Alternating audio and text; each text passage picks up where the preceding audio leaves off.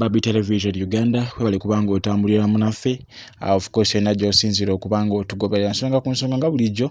Of course toyama okubanga tuzikutuusaako awatali kwekwasa nsonga zonna.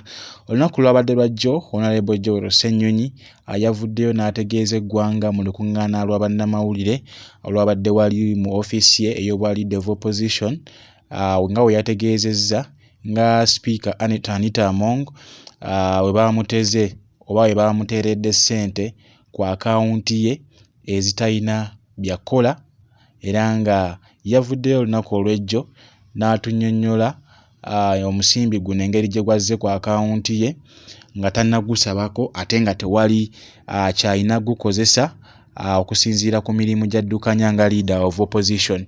Wabula Joel Ssenyonyi atuvuddeyo olunaku lwabadde lwajjo n'ategeeza ki kye yakoledde omusimbi guno era n'atunnyonnyola ensonga we yazikutte okusinziira nga bw'ogenda okubanga obiwulira. Katono nnyo kankusunireko ko akali oba ebiri mu ddoboozi lya Joel Ssenyonyi olw'ensonga nti yabyogedde mu lulimi Luzungu era yategeezezza eggwanga nga we yabadde ayina okugenda e Nairobi okulaba ku Honorable Sseggirinya Muhammad ku mbeera gy'alimu eyungula amaziga, kubanga navaayo ne mbawa embeera ya Honorable Sseggirinya butereevu wano ku Baby Television Uganda, era nga Joel Ssenyonyi yasaba Parliament era agende wali Nairobi asobole okuba nga alaba muganda waffe Honorable Sseggirinya kubanga akyali member wa Parliament ow'e Kawempe, asabe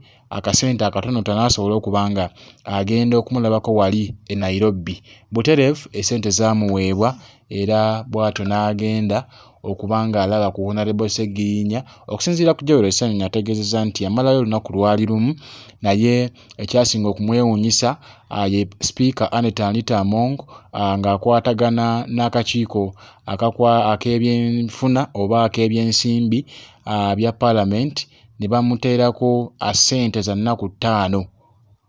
Jjukira nti yali asabye essente za mulundi gumu oba za lunaku lumu lwe yali agenda e Nairobi okulaba ku Honorable Sseggirinya okwogera n'abasawo ku ki ekigenda mu maaso mu bulamu bwa Sseggirinya.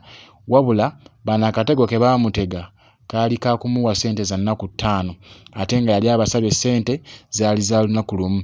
Joel Ssenyonyi ategeezezza nti yagenda n'asulaayokko olunaku lwali lumu nga bwe yali ategeezezzaako Parliament, era bwe yakomawo waayita ennaku mbale ng'agenda okukebera ku akawunti ye nga bataddeko omusimbi gwe babadde batalina kubanga bamuteerako. Wabula kye yakoze kwe kugenda n'ategeeza Parliament nga bwe bamuteereddeko omusimbi omungi era n'asaba baguggyeko mbagirawo olw'ensonga nti yabadde tateekeddwa kubanga azifuna. Wabula okusinziira ku ebyo bye baamuddamu, yali alina okuggyako ssente ezo. Yamuddamu bino ebigambo wammanga.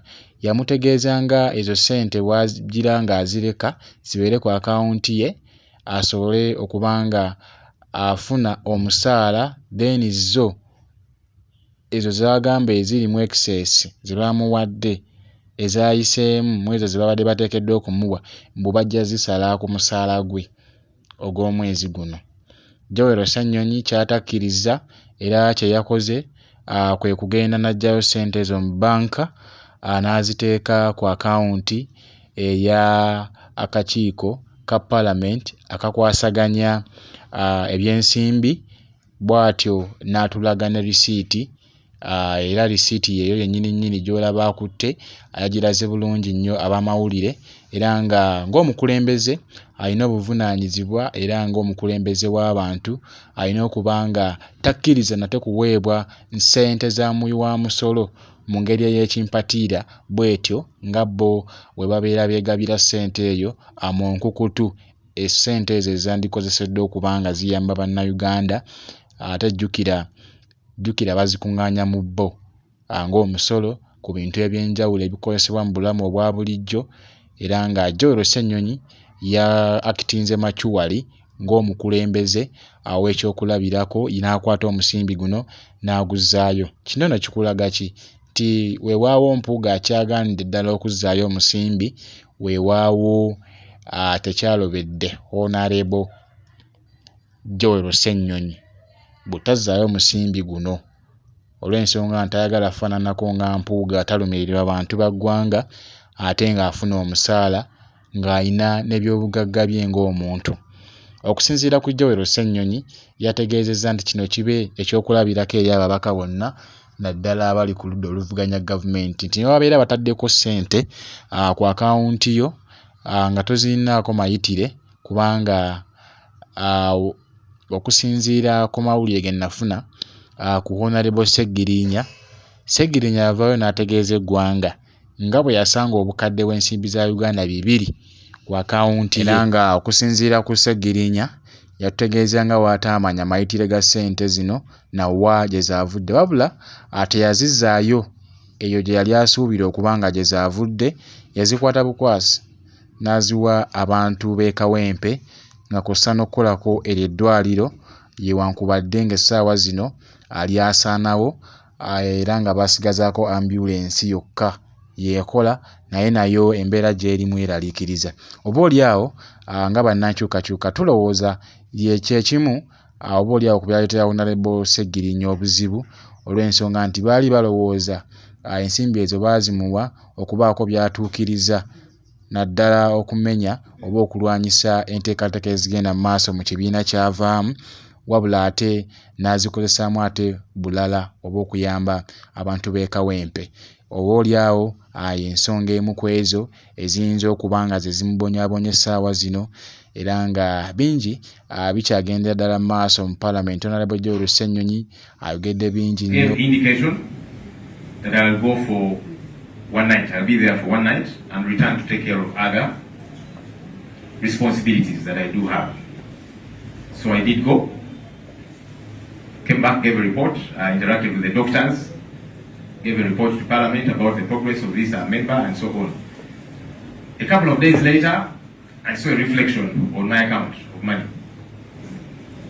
They had processed money for 5 days as opposed to 1 day, for which I was in Nairobi, which I had indicated I'll be going for. But I'm told they were processing for several others, so it was done collectively. I said, okay. But as is normally the case, as we should be accountable as leaders. When you travel, because sometimes it might be you have gone somewhere and then you realize I need to return for some other engagements. You submit your boarding passes. We have an office here at Parliament called the Accountability Office, where those boarding passes are submitted, and so the days tabulated. Any extra days for which you were not where you were meant to be, they are deducted off your emoluments for the following month. And so I did submit all of that because I said, no, I was there for one night, so I should not be paid for 5 days. But that process delayed. And so the money was not deducted off the March emoluments. So I was told it will be deducted off the April emoluments. I said, no, I'm not going to wait for that. So I withdrew money from my account for the 4 days, and I went and deposited that money in the accountability office. And I got a receipt for it. Because I said, I don't want this matter to take longer than it should. Yeah, so if you're waiting to deduct it off my pay of April, I'm not going to wait for that. I don't want people to misuse it. So I withdrew money for the 4 days and I paid it back to Parliament. That's what we ought to do as accountable leaders. Even though, like I'm saying, I need us for, I was meant to be there for one night, but in process it can happen. Oyo nno ye Honorable Joel Ssenyonyi ng'akunnyonnyola ku butya bwe baabadde bamuteza ensimbi ezo ku akawunti ye era yayolesezza obw'ekisajja kikulu okulaba ng'azikwata n'azizzaayo mu accountability office oba ku accountability account asobole okuba nga azijja mu mikono gye asobole okuba nga ziyamba bannayuganda ate mu bintu ebirala okulema okuwagamira ku akawunti. Kale ndowooza sigenda kuba nga nsukkawo awo mupya nsabyesolaikinge osharinge kisobole okuba nga buli munnayuganda yonna gy'ali asobole okuba nga afuna obubaka buno said, okay. Ndowooza asobole But okubanga as is normally the case, tambuliramu. Kale atakumira mpeera bankuumire musibe bulungi. we should be accountable as leaders. When you travel, of course, sometimes it might be you have gone somewhere and then you realize I need to return for some other engagements. You submit your boarding passes. We have an office here at Parliament called the Accountability Office, where those boarding passes are submitted, and so the day is tabulated. Any extra days for which you were not where you were meant to be, they are deducted off your emoluments for the following month. And so I did submit all of that because I said, no, I was there for one night, so I should not be paid for 5 days. But that process delayed. And so the money was not deducted off the March emoluments. So I was told it will be deducted off the April emoluments. I said, no, I'm not going to wait for that. So I withdrew money from my account for the 4 days, and I went and deposited that money in the accountability office. And I got a receipt for it.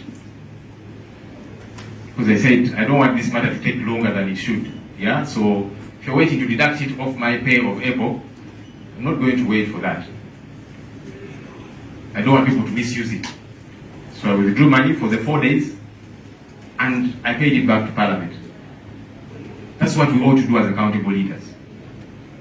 Even though, like I'm saying, I think that's for, I was meant to be there for one night, but in process it can happen.